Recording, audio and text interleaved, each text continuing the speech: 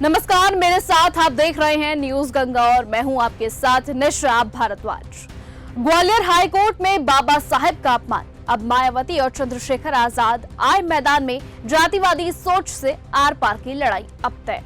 Gwalior high court में संविधान निर्माता, दलितों के मसीहा, भारत रत्न डॉक्टर भीमराव अंबेडकर की प्रतिमा लगाने को लेकर जो विवाद खड़ा हुआ है वो अब सिर्फ एक मूर्ति तक सीमित नहीं रहा। ये सीधे सीधे बहुजन अस्मिता, आत्मसम्मान और संवैधानिक अधिकारों की लड़ाई बन चुका है। भीम आर्मी चीफ चंद्रशेखर आजाद गरज रहे हैं तो बसपा सुप्रीमो मायावती का राजनीतिक पारा 7वें आसमान पर पहुंच चुका है। उन्होंने साफ कह दिया है कि बाबा साहेब का अपमान अब बर्दाश्त नहीं किया जाएगा। कोर्ट की अनुमति की, अधिवक्ताओं की मांग और उनके आर्थिक सहयोग से तैयार मूर्ति और चबूतरे के बावजूद कुछ जातिवादी मानसिकता से ग्रस्त तत्व इस पूरे प्रयास को रोकने में जुटे हैं। मायावती ने दो टूक कह दिया है, बाबा साहेब सिर्फ एक मूर्ति नहीं बल्कि बहुजन आत्मसम्मान का एक प्रतीक है। विरोध करने वाले समझ ले कि सदियों से दबा कुचला बहुजन समाज अब चुप नहीं बैठेगा। साथ ही उन्होंने कहा कि सोशल मीडिया पर आग उगलने वाले भड़काऊ तत्वों पर कोई कार्यवाही ना हो, ये बर्दाश्त है। कहीं ना कहीं प्रशासन और सत्ता की नीयत पर भी सवाल खड़ा करता है।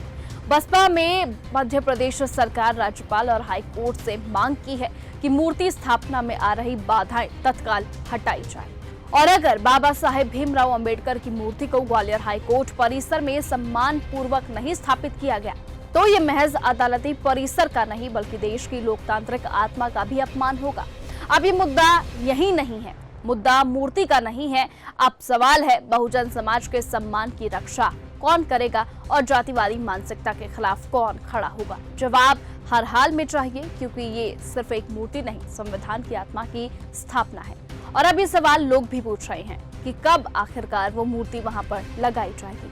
और एक सबसे बड़ा सवाल जो लोग अब पूछ रहे हैं कि क्या अब इस देश में बहुजनों को अपना प्रतीक स्थापित करने का भी अधिकार मिलेगा या फिर नहीं।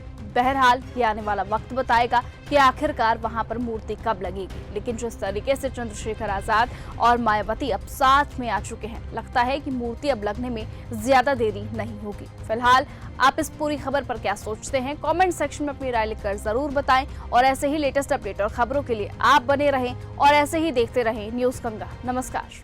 ऐसी ही खबरों को सुनने और देखने के लिए सब्सक्राइब करना बिल्कुल मत भूलिएगा चैनल न्यूज गंगा। खबरें अच्छी लगी तो लाइक का बटन दबाना बिल्कुल मत भूलिएगा। कमेंट बॉक्स में टाइप भी कर सकते हैं और हाँ, शेयर करना भी बिल्कुल मत भूलिएगा।